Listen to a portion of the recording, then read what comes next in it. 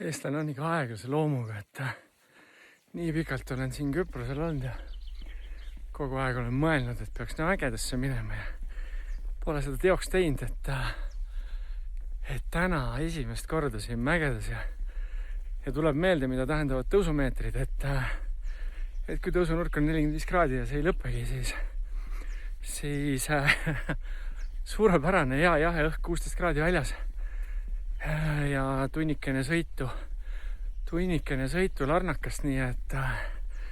ma igatsesin seda hommikust vaikust ja linnulaulu ja seda, et ühtegi inimest ei ole, aga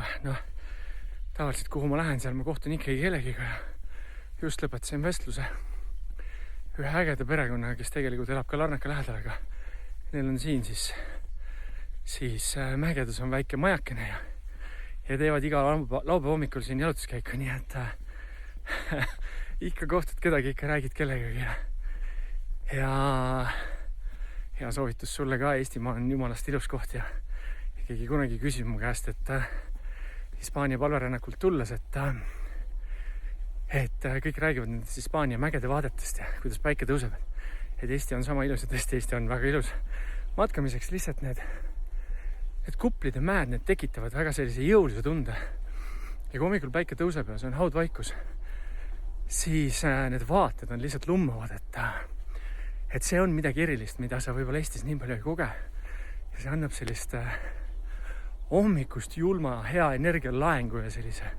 suure vaate, kui sa vaatad kuskilt ülevalt mäe tipust alla, nii et aja ennast välja ja mine matka veits, on ju. Tulnud tee pealt ära matkarajale ja need ongi need vaated, mida ma mõtlesin. Jõudsin küll natukene hilja siia ülesse, hakkasin küll 5 läbi natuke tulema, aga imeline päikesetõus oli juba ära, nii et oleks pidanud veitsa varem leegid peale panema. Nii et järgmine kord selles mõttes targem tuleb veitsa paremini oma aega arvestada, aga igal juhul on siin imeline. Küsisin kohalike käest, kas metsloomi ka siin kohta on, siis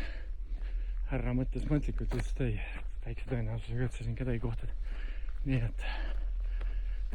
let's see.